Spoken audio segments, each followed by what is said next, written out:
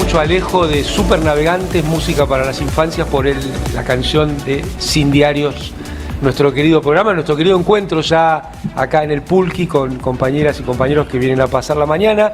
Y bueno, también va a haber una actividad por la tarde en 2 horarios distintos. Estamos con Marcelo Economidis. Hola, ¿qué tal? Que bueno, nos viene a contar un poco la actividad y cómo se va a desplegar y qué esperamos de esa actividad. Bueno, es un ciclo que organizamos en el marco de nuestra cooperativa que tenemos, que se llama Ideas Nativas, junto a la radio, obviamente, y acá en el Pulqui lo vamos a hacer. Es un ciclo de 3 encuentros, en un principio iba a ser de 4, pero un tema de agenda no nos permitió cerrarlo en 4 encuentros, que era la idea, que tiene que ver con algún tipo de periodización del rock argentino, si bien no es nada nuevo, pero con una nueva resignificación de determinados tópicos y temas. Por eso lo llamamos el oído mutante y cartografía sobre el rock argentino. Los encuentros, si bien son cronológicos, van a estar desfasados por un tema de agendas de cada uno de los encuentros. El primer encuentro va a estar a cargo Norberto Cambiaso, yo voy a ser el moderador. Norberto Cambiaso, para los que no lo conocen, es uno de los críticos más importantes del rock en la Argentina, fue director de la revista Esculpiendo Milagros en la década del 90, autor de dos tomos, 2 libros que se llaman La historia del rock progresivo inglés en Inglaterra, que se llaman Vendiendo Inglaterra por una libra, tomo 1 y tomo 2, 2 grandes libros. ¿Está publicado acá? Está publicado acá por el Gourmet. Vendiendo Inglaterra, sí. Por el Gourmet. Y a partir de eso, esa primer charla, ese primer encuentro va a ser sobre lo que fue el rock progresivo en la Argentina. Vamos a tratar de hacer no una traslación mecánica de lo que fue el efecto reflejo de lo que generó el rock progresivo en la Argentina. Estamos hablando de bandas clásicas como Genesis, Yes, Emerson, Lake and Palmer, King Crimson. A partir de 4 discos, sobre todo, va a ser, claro. Yo elegiría. Bueno, dale, a ver si... Yo elegiría el primero de La Máquina de Hacer Pájaros. Bien. Elegiría el... No está, te digo. No. Pero el no segundo está, de Crucis. pero lo rozan. Tampoco, pero lo rozan. Vamos, dale, no sigo más. Vamos. No sigo. No, son 4 discos en realidad porque son 4 textos que escribió Norberto en diferentes medios. Uno es, empezando, que es el disco de El exilio de Miguel Abuelo, que se llama Miguel Abuelo et Nada, sí. Exactamente, grabado en Francia. ¿Ahí está Mariposa de Madera? No. Ese es un simple. No. Este es un disco que hizo en una banda que él arma en Francia. Precisamente el guitarrista, por ejemplo, es Daniel Esbarra, que fue después guitarrista de Virus en los 80. El otro disco que vamos a tomar es Agitor Lucens, de Arco Iris, que es el disco doble del año 75. El primer disco de Polifemo, que es del año 76, buenísimo, porque tiene muchos tintes y muchos roces y muchas derivadas con la progresiva inglesa, aunque parezca mentira, sí, ¿no? Porque era un trío en ese momento, todavía no había entrado Ciro Fogliata. No, era un trío, que era Rinaldo Raffanelli, Juan Rodríguez y David Lebón, ¿no? Sí, claro. Y el otro disco que tomamos, que ya es un disco más tardío, del año 78, es el disco de Anabelas Bubu. Claro. Bubu de Anabelas, exactamente. ¿Por qué está tomado? Más o menos están tomados en marcos históricos. Tenemos que el primer disco es en el año 75 hasta 1980. ¿Por qué? Porque el año 75 en la Argentina es un año bastante... que antecede lo que fue la dictadura militar. Claro. Y en algún punto esta progresiva fluctuó dentro de esto con todos sus problemas en el marco de esa dictadura. Ya quiero venir, así que bueno, ya sabe. Bueno, no puedo anticipar más nada. Bueno, el segundo encuentro ya va a estar Víctor Pintos y que va a tomar la década del 80, el surgimiento de ese llamado nuevo rock, ¿no? Con el marco de referencia más importante que fue el Festival de la Solidaridad de Malvinas en el año 82, ¿no? Como parteaguas donde también hay ciertos debates y discusiones hoy que son muy interesantes, hechas sobre todo y resignificadas por jóvenes más que nada, de por qué se acuñó el nombre de rock nacional, acuñado por la dictadura, y se ha reprocesado y se ha tomado como un canon común de todos nosotros, para todos, ¿no? Claro, entonces estas nuevas generaciones acuñaron el tema rock argentino. Por otro lado, categoría que me parece mucho más precisa en algún punto. Y después el tercer encuentro va a ser con Víctor Pintos, ¿no? Obviamente, que va a coordinar Susana Martínez. Y el tercer encuentro, que sería el primero, va a ser el de Alfredo Rosso, todos lo conocemos, ¿no? Uno de los periodistas de rock más importantes de la Argentina. y que va a tomar los orígenes situados por él en el año 66-67 con el Simple Rebelde, ¿no?, de Morris. Va a llegar prácticamente hasta las grandes bandas de los 70, digamos, ¿no? Estamos hablando de periodo 71-74, ¿no? Pescado Rabioso, Color Humano, La Separación de Almendra, y él va a ser, bueno, su propia clase, que va a estar moderada por Elizabeth Vegadrón. Ahí más o menos ese es el marco. Queríamos hacer un cuarto encuentro que tenía que ver, o yo lo había pensado, lo habíamos pensado en el marco de la cooperativa, con lo que se llamó en la década del 90 el nuevo rock argentino, que en ese momento muchos de los viejos rockeros le escapaban, no por nada, no fue mi caso, digo, con las nuevas bandas que surgieron sobre todo en el conurbano bonaerense, ¿no? Claro. Pero bueno, será para el próximo ciclo, sí, sí. Bueno, entonces en noviembre ya saben, la verdad que nos dejás con muchas ganas. Igual Crucis está ahí también, es para Crucis mí. está. No está el texto escrito, pero por ahí aparece en esa charla. Muy bien, buenísimo. Sí. Nos encontramos acá en el Pulqui para este ciclo de, ¿cómo es? El oído mutante. El oído mutante. Buenísimo. Bueno, muchas gracias, Marcelo. Gracias a vos, Amado. Gracias a la radio, gracias a todos. Hay que darse un espacio para el alma y la cultura también en estos tiempos bravos, tiempos recios. Y bueno, acá vamos a seguir, vamos del rock argentino a la mirada internacional. A ver, arranca vos, Artemio. No, bueno, acá la principal figura invitada es la compañera Anaí, porque ella reside en Estados Unidos, es periodista, es columnista de Víctor Hugo habitual, y nos va a ofrecer una mirada que seguramente va a sorprender a muchos, porque además no está eclipsada por el sesgo ideológico, puede ver más allá de lo que la evidencia sugiere mostrar, lo cual es muy importante para entender una realidad compleja, la de Estados Unidos, pero también la su reflejo aquí. Exactamente. Yo a Anaí la conocí en Nueva York. Pero presentala formalmente, porque estamos diciendo Anaí como si la gente supiera. Porque claro, ella formaba parte de un grupo militante que se llama la Provincia 25, que busca que las y los argentinos que no viven en suelo argentino tengan una representación, sí, como la hay en Italia, en Francia, en tantos países que hay. Estamos todos conectados. Habla más cerca, por favor. Sí, bueno, me presento también. Más cerquita. ¿Acá? ¿Está bien? Provincia 25 somos los argentinos en el exterior y estamos en todos lados. Ahora empezamos nosotros en Nueva York. En una pizzería con carteles de Boca, era. Sí, en Boca, ahí lo conocimos a Amado, en una parrilla que se llama Boca Juniors. Y ahí lo conocí, me acuerdo, a Amado y a Néstor y a Cristina, y bueno. Y ahí empezamos, participamos en el Bicentenario, después se fueron incorporando gente de todo el mundo ya, estamos. Y bueno, cada uno obviamente con las particularidades de cada. Nosotros en Estados Unidos no la tenemos muy fácil ahora con Trump, pero seguimos en la militancia, estamos organizando un acto por Cristina Libre febrero-marzo, así que bueno, ya después. ¿En Nueva York? En Nueva York, en la New School, la universidad. Una universidad que fue creada en el 40 y pico marxista, ahora no tanto, pero es una universidad ideológica. Claro, porque está David Harvey, sí, uno de los docentes. Sí, tal cual. Y bueno, soy psicóloga, hago periodismo también y soy corresponsal de Víctor Hugo, escribo para Tiempo y medios internacionales como la televisión rusa, la televisión iraní, Telesur. Y primero quiero decir que yo estoy muy sorprendida que acá hay cosas que no tienen idea de lo que pasa en Estados Unidos. Recién le comentaba Amado, ¿sabías que en Nueva York, en Canal Street, Chinatown, entraron hace 10 días tipos enmascarados de ICE, que es la organización policial que se dedica a cazar inmigrantes? Policial ilegal. Sí, no, legal. No. Les pagan $50.000, no sé, para cazar inmigrantes.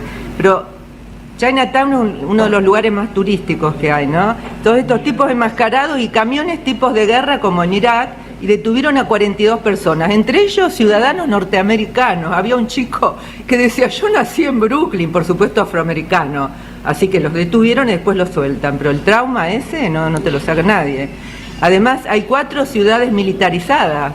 Claro. Primero empezaron con el sur, con la frontera sur con México, a mandar a ICE, pero ahora están en Washington DC, en Los Ángeles, qué casualidad, todos estados demócratas.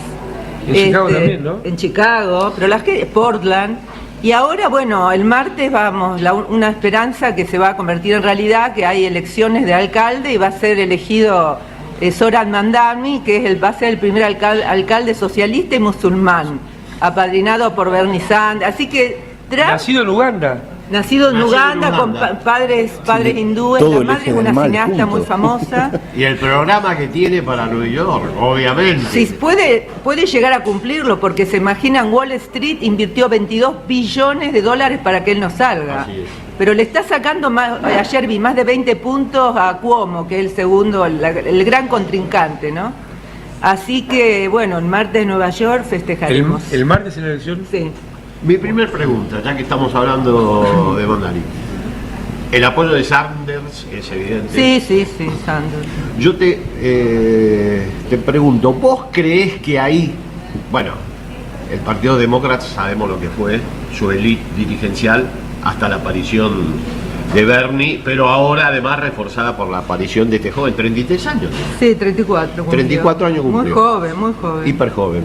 Y Bernie debe tener 83, una cosa así. Sí, no sé, bueno, más o menos. ¿Vos creés que ahí hay una interna demócrata tradicional o lo que se está jugando es un recambio de visión y de reconfiguración del Partido Demócrata, que originalmente, hay que decirlo, fue un partido popular democrático representante de los sectores más vulnerables, a lo lejos, antes de la aparición de los Clinton y toda la muchachada, de transformarse en una élite de las políticas de Wall Street? ¿Vos creés que ahí se está jugando algo más que una interna con la aparición de Mandani? Mirá, tengo que decir que el Partido Demócrata es tan oligárquico como el republicano. Y, por ejemplo, a Bernie le robaron las elecciones, los Obama y los Clinton. Sí. Se la robaron directamente. Pero Bernie sigue. Bernie es la principal figura de la renovación. Él luchó toda la vida por los derechos humanos, contra la guerra de Vietnam. Ahora, el emergente de este pibe, sí, él es el representante del distrito 36 en la Asamblea de Nueva York, que es el distrito más diverso que hay en Queens. O sea, él, bueno, como dijo Amado, nació en Uganda, sus padres inmigrantes, hindúes, él llegó a los 7 años, pero hasta hace 8 meses nadie lo conocía. Así es. Nadie lo conocía. Figuraba, dice él, en el renglón de otros, en la segunda. Muy interesante. El tema que él es un pibe que viene a luchar, pibe porque es joven, sí. Viene luchando. Por ejemplo, hace 4 años estuvo participando en una huelga de hambre de los taxistas. Los taxistas estaban muy furiosos porque, claro, empezó Uber, empezaron todos estos circuitos de taxis que los arruinaron. Y ellos, para ser taxista en Nueva York, tenés que pagar un medallón que es más de $1 millón. Muchos se suicidaron. Y ahí él empezó a trabajar con esta gente y empezó a trabajar con los inmigrantes. Ahora, en esta campaña, en un momento a otro, vimos a un pibe musulmán que estaba participando en todas las actividades, pero en todas. Un partido de fútbol estaba él, un desfile de la comunidad haitiana estaba él. Entonces se ganó el corazón de todos los inmigrantes, pero además no es que se ganó el corazón porque es simpático y muy lindo, para acá las chicas muy lindo, sino que las promesas, congelar la renta, que es imposible vivir en Nueva York, construir 200.000 viviendas más, incrementar el sueldo. Ustedes sabían que en Estados Unidos el sueldo es $7.25, el sueldo federal, y no se aumenta hace más de 12 años. En Nueva York, por ejemplo, te pagan 14 o 15 dólares la hora, pero ustedes dirán, bueno, ¿cuánta plata? Vas a comer una hamburguesa y un café, te sale $28. La gente tiene 2 trabajos o 3. Bueno, acá ya estamos en eso. No, es muy interesante esto que tenés, porque la historia de Nueva York es muy parecida a la historia de cualquier país latinoamericano, en términos que era una ciudad popular de trabajadoras, trabajadores, y con el sobreendeudamiento que tuvo en los 70, las políticas públicas pasaron a estar dominadas por un comité de bancos. O sea, el poder político de la ciudad le cedió al comité de bancos acreedores del fisco de la ciudad, la administración de las obras públicas y demás. A partir de ahí se convirtió en una ciudad imposible de vivir con un salario, ¿no? Es una ciudad que dejó de ser, por eso es tan distinta la Nueva York a partir de los 90 a esa Nueva York que era, digamos, una burbuja de vida, de arte, de diversidades, antes de, bueno, el famoso de, ¿cómo se llamaba? Tolerancia cero. Sí. La convirtieron en una ciudad, no para la vida, Rudolf Giuliani. Que era un paradigma también acá. Para muchos políticos, sí. Se desapareció el mapa, Giuliani, con todos los juicios que tiene. No, pero a todo esto lo que está contando Amado, súmenle con la segunda presidencia de Mr. Donald Trump, ataques a la gente. Hay 200.000 deportados. ¿Pero qué pasa? ¿Por qué no te deportan directo y te ponen en una cárcel? Ah, bueno, porque las cárceles es un buen negocio, son privadas. Claro. Desde que te detienen, todo lo que vas a comer, lo que te vas a vestir, las cadenas que te ponen, todos son de empresas privadas y muy amigos y donantes de la campaña de Trump. Entonces es un buen negocio. Están deportando 1.000 personas por día y quieren 2.000. El proyecto de Trump es deportar a 1 millón. Yo creo que la fantasía de Donald Trump es convertir a Estados Unidos de nuevo en una América blanca. Porque está todas estas medidas contra quienes van, contra los negros, contra los latinos, contra los pobres. Ahora hay algo que es bueno, eso no sé si es para llorar o reír.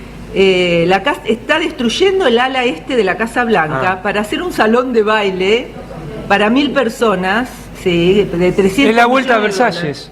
Claro. La vuelta. Pero quiere hacer un arco de triunfo y le preguntan, ¿a qué nombre? A mi nombre.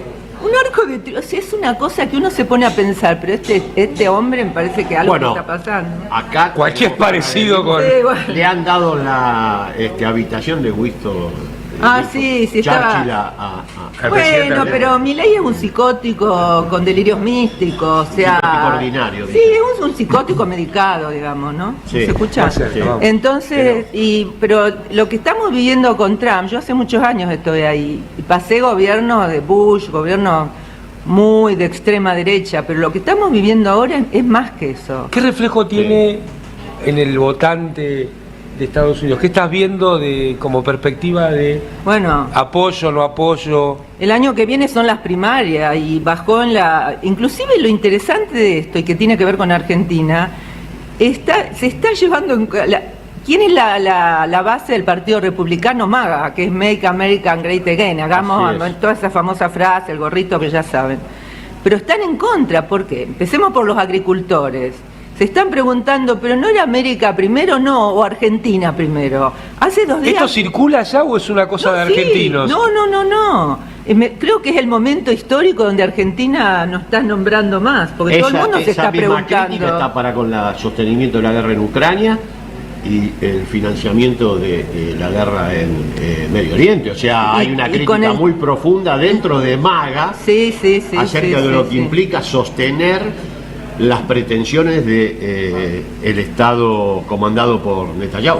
Yo hablaba recién y le contaba que desde el 7 de octubre, cuando fue el tema Palestina, Israel, las manifestaciones que se hicieron en Nueva York, se tomaron todas las universidades de Estados Unidos, 99%, y estoy hablando de universidades privadas como Columbia, no universidades de la ciudad de Nueva York, no, todo el mundo tomó las universidades grandes. La única marcha que yo recuerde similar fue la marcha contra la guerra de Irak, que éramos 1 millón de personas en Nueva York solamente, pero después nunca más se hizo nada, porque Occupy Wall Street fue una cosa muy linda, muy pintoresca, pero eran pibes blancos de universidades ricas. Claro. Pero esto es impresionante.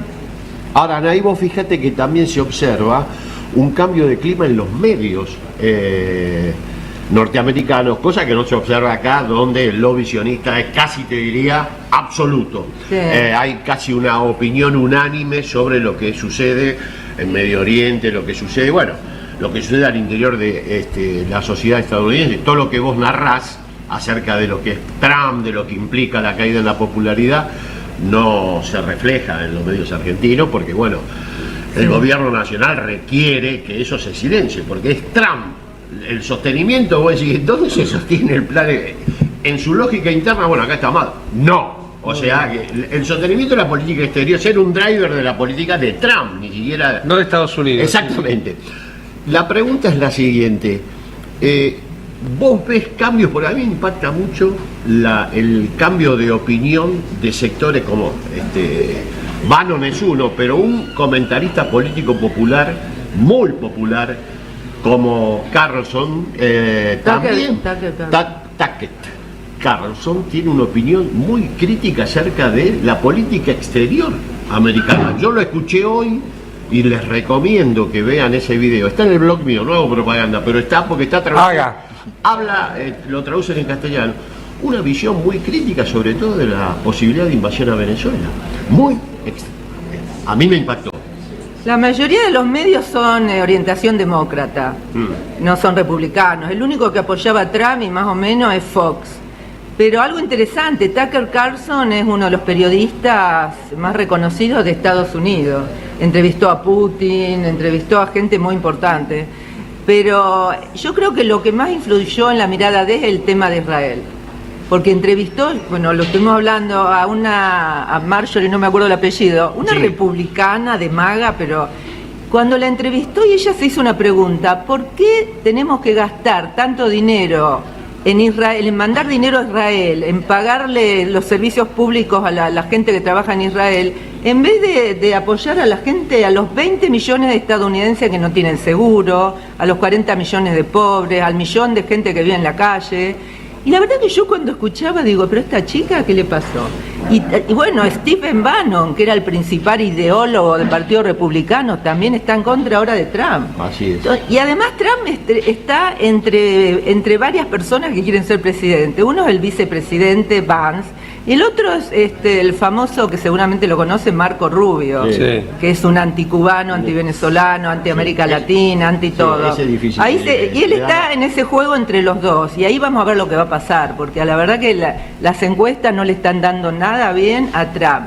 Pero hay algo muy peligroso. Ellos, cuando dije que hay ciudades militarizadas, si el martes gana Zoran Mandani, quiere mandar tropas a Nueva York. Sí. Ahora te hago otra pregunta, aprovechando el criterio de comparabilidad que planteó Amado, donde es posible comparar realidades diversas, pero desde el punto de vista conceptual sí corresponde un análisis. ¿Qué se observa? Que la caída evidente de la popularidad de Trump, sobre todo en parte de su base electoral, que se refleja en estos análisis periodísticos que comienzan a mostrarlo, no se traduce de manera automática en un crecimiento de ¿quién la emerge? alternativa demócrata. O sea, acá pasa lo mismo, discretamente lo digo, la caída de la popularidad del presidente, que se manifestó en la última elección provincial, de ninguna manera tuvo los resultados que efectivamente hubiera supuesto de haber existido la alianza de ultraderecha en términos teóricos que se generó en el año 2021. Pero eso no se tradujo en un crecimiento alternativo del peronismo. Pareciera ser que un sector, y ahora vuelvo a los análisis comparados, un sector de la base electoral de Trump sigue siendo muy renuente a darle nuevamente aval a el Partido Demócrata, en especial, y ahora voy a referir por qué hablo, los estados del cinturón del óxido, que son los estados desindustrializados, el trabajador blanco norteamericano, que fue la base, digamos, el núcleo duro de la construcción de MAGA. Hay varios estudios. La conclusión que sacaron es que, bueno, lo que pasa es que los demócratas se pasaron 3 pueblos con el componente progresista, hicieron mucha hincapié en la identidad. Bueno, no, pero pará. Eso lo dijeron los analistas de mainstream. Luego se hicieron análisis más profundos, incluso la CNN estaba metida en esto, universidades, sindicatos, y mostraron que en realidad la renuencia de los sectores independientes o incluso que habían tenido una trayectoria demócrata pero habían apoyado a Trump se debía fundamentalmente a que el Partido Demócrata no cumplía lo que prometía. O sea que en términos de condiciones materiales de existencia, voy a usar un término heterodoxo, los había cagado de una manera sostenida, y por eso, a pesar de la caída de Trump, no iban a sostener nuevamente al Partido Demócrata. ¿Vos crees?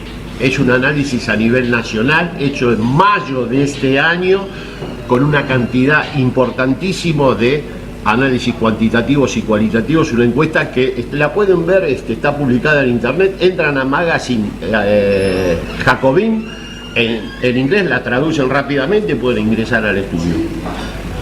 ¿Vos crees que eso efectivamente está sucediendo? y cuáles son los motivos y efectivamente lo que muestra este estudio, que no es que se pasaron 3 pueblos en el componente progresista, sino que se quedaron 10 atrás en la cuestión material de la distribución del ingreso. ¿Eso puede ser una explicación? Yo creo que muchos sectores, por ejemplo los sindicatos, que apoyaban siempre al Partido Demócrata, hasta Biden, que la situación económica, la inflación que hubo con el gobierno de Biden fue tan grande que bueno, y con las promesas de Donald Trump de América primero, y volver a traer las fábricas que se habían ido, las que están en China, las que están en México, bueno, por supuesto esto no pasó. Y mucha gente, muchos sindicatos y mucha gente del Partido Demócrata votó a Trump. Ahora, ¿qué va a pasar? Ahora no lo sé. Yo creo que una de las esperanzas es el emergente de este chico en Nueva York. Y hay otra gente joven, también musulmana, socialista, que está en otros estados. Para mí hay que esperar, porque ahora todavía no se sabe. Lo que sí sé, que vuelvo a repetir, que Trump está perdiendo popularidad entre los propios republicanos y entre gente, no cualquier republicano. Vuelvo a repetir, Tucker Carlson, que lo escuchan millones de personas por noche. Yo creo que es fundamental, eso es fundamental, ese cambio de opinión, porque es constructor de sentido común, sí, de una manera, sí, es una fábrica de construcción de sentido común. Ideólogos y ayer hubo una votación por el tema de las tarifas. Y 4 senadores republicanos votaron con los demócratas para que la termine con las tarifas, que está afectando a quién, a los agricultores, está afectando a los trabajadores. Y con el tema de los agricultores, yo vi varios videos, la gente desesperada, todos votantes, la América profunda, todos votantes de Trump. Y la gente decía, pero ¿cómo? ¿Están ayudando a Argentina y a nosotros no? Argentina le vendió a soja a China y nosotros ¿qué? Claro. Y veía esos videos y gente que no son ricos, obviamente son gente laburante y están envenenados contra Trump. Y quería contarles, hablando de eso, algo interesante, ¿no? Porque se habló mucho, mucha gente hablando, ¿por qué les dan plata a Argentina? Hace 2 días vi un video de un periodista de la MSNBC, que es uno de los medios más importantes de allá, que se paseaba así enfrente de la Casa Rosada. Decía, ¿qué se podrán hacer con 20.000 millones de dólares? Bueno, ayudar a la NASA, ayudar a nuestros científicos, comprar una lección, como pasó en Argentina, así directamente, y dijo, claro, ¿quién es Milei? Bueno, es un señor excéntrico, por no decir psicótico, lo dijo así suavemente, un señor excéntrico. ¿Y qué pasa ahora? Claro, dice, si compran la elección, va a haber más senadores, más diputados que respondan a Milei, y así el pueblo argentino cada vez va a estar peor. Pero ahora aclaran ahí que cuando definís categorías subjetivas con respecto a la personalidad, bueno, porque ella es psicóloga. Yo soy psicóloga. O sea, no es que está hablando. Lo que no decimos nosotros. No, yo lo puedo decir, y no solamente yo, todos mis compañeros de acá y de allá, psicólogos, tenemos la misma opinión. Sí. Pero bueno, la gente lo votó, qué sé yo, pero me parece importante que un periodista de uno de los principales medios diga directamente que compraron una elección. Yo hasta ahora no lo había escuchado. Sí. O sea, formulaban una pregunta, pero ¿por qué? Obviamente la mayoría dijo, bueno, ahí hay muchos amigos que invirtieron en Argentina, amigos del secretario de Estado. Lo que tu análisis también deja a la vista, que no existe Estados Unidos. Existen clases sociales, claro, y grupos también en Estados Unidos, porque lo que tiende a desaparecer de todos los análisis es la cuestión de las clases. Sí. Y las clases siguen existiendo, las tapen, no las tapen. Es decir, se nota bastante claro de que las clases... Lo que le sirve a Wall Street no le sirve al farmer. No, claro, y quería contarles algo que va a pasar desde hoy. Desde hoy, que 42 millones de norteamericanos van a perder sus cupones de comida, incluidos 7 millones de niños. Y hay plata. Y son planeros, ¿qué querés? Bueno, son planeros, 5.000 millones de dólares hay. Pero el gobierno sigue cerrado, el famoso shutdown, y el señor Trump no quiere abrirlo. ¿Y por qué? ¿Qué es lo que está en juego? Bueno, está ni más ni menos que el seguro de salud. ¿Y por qué? Bueno, ¿se acuerdan que escucharon lo que era el Obamacare, que creo que fue lo mejor que hizo en la presidencia de Obama, bajar los seguros que todos los pudiéramos pagar? Y eso Biden lo siguió por el tema de la pandemia. Pero ahora se vence, creo que a fin de mes o en diciembre, y Trump no quiere. Y les voy a dar un ejemplo. Una familia clase media acomodada, digamos, que gane $160.000 por año, de seguro médico pagaba 12.000, ahora pagaría 24.000. Entonces Bernie Sanders dijo, bueno, si esto persiste va a haber 50.000 muertos por año. Porque saben que en Estados Unidos no existe la salud pública. Claro. O sea, o privada, y si no, bueno, si te estás muriendo Arregla. te atienden en la guardia, pero después chao. Bueno, acá estamos camino a ese modelo. Si no solucionan esto, la gente... Y me estaban contando, gente de allá, que están poniendo seguridad en los supermercados. Porque si vos tenés un pibe y no le podés dar leche, ¿qué vas a ir a hacer? ¿Vas a robar?